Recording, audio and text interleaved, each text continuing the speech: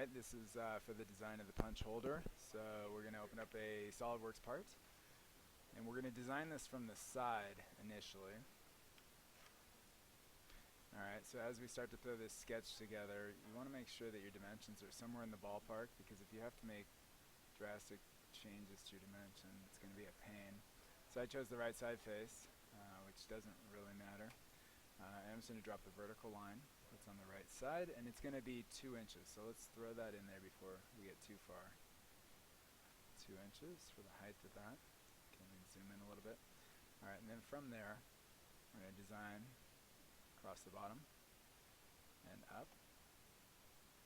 And we're going to come across the top, and we're going to drop down and straight down and across and up, something like that.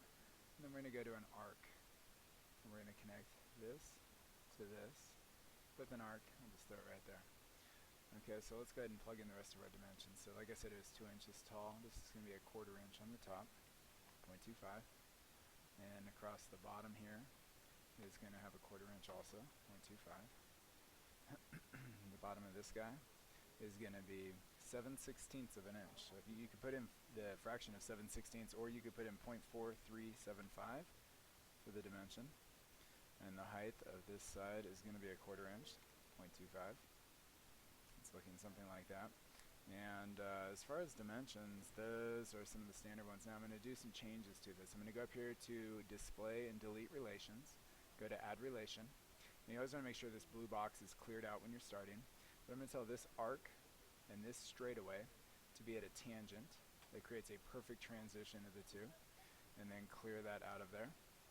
And let's tell the arc and this straightaway to be at a tangent also, which it now is, and you can see the tangent symbols right there and right there. So we'll say OK.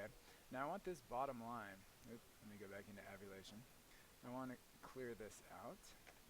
I want this bottom line and this bottom line to be collinear, which means they're on the same line, and now they are.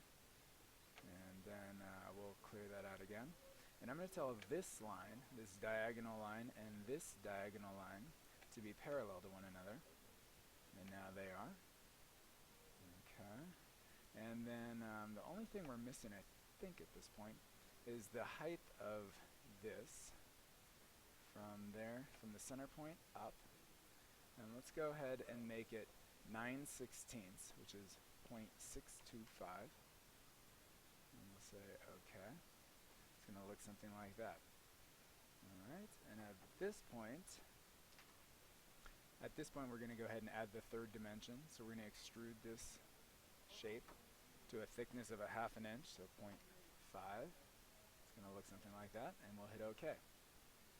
Now there are 2 different sets of holes we're going to do on this, so we'll do the easier ones first. Let's go ahead and look at the back side, this front face here. And we're going to go to Hole Wizard, and we're going to tell it there's going to be a hole up here on top and a hole down here at the bottom.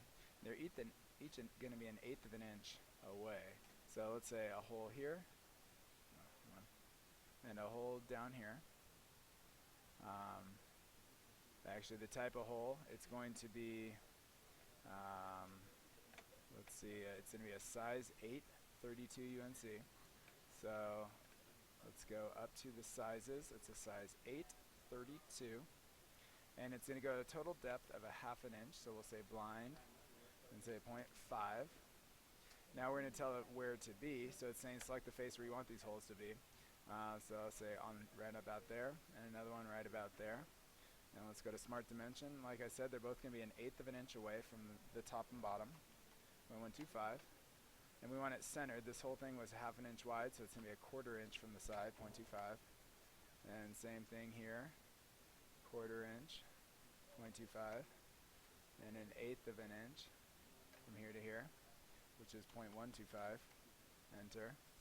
And those are our holes. So if we hit OK and OK, we now have those 2 holes, so they can attach to the back of the column. And now we're going to put 4 holes down this, and they're all going to be evenly spaced at 0.4 of an inch. So let's go back to Hole Wizard. and they're just going to be standard holes again.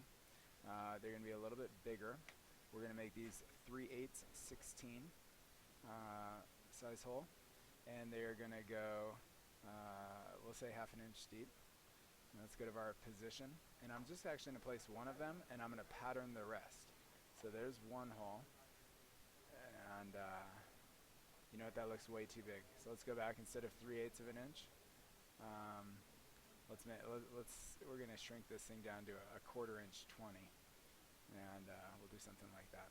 Now if we go to position, we're going to do a smart dimension from here to that top edge and see if we can do 0.4 of an inch, and it's encroaching a little bit on that hole, so I'm actually going to extend that out to 0.5 of an inch.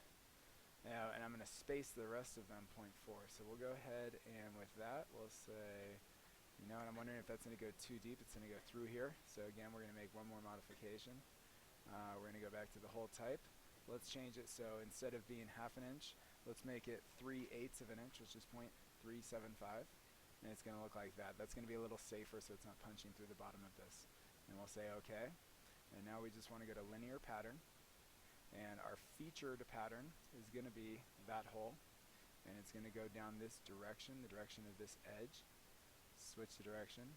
Spacing, occurrences of 4 with a spacing of 0.4 each, and it should end up looking something just like that.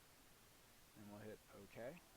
And we now have the 4 holes that go down the back side of this punch holder. And that is the completed part.